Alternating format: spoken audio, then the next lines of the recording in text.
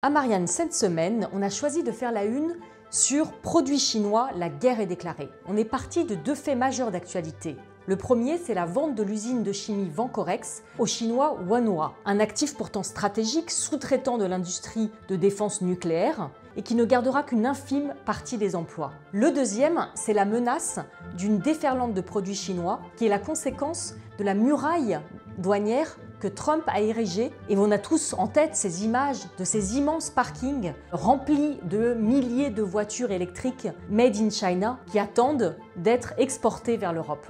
On a aussi la crainte d'un déferlement, encore plus qu'aujourd'hui, de vêtements, de produits made in China, sachant que Chine, par exemple, est déjà l'enseigne préférée des Français aujourd'hui. Mais dans ce tableau très sombre, il y a une lueur d'espoir, elle nous vient d'Angleterre, où le Premier ministre britannique a choisi de nationaliser British Steel pour empêcher justement que l'usine ne passe sous pavillon chinois. On a aussi dans Marianne cette semaine un dossier très complet sur le plan de paix de Macron au Proche-Orient, avec analyse, reportage, enquête sur les coulisses de cette initiative.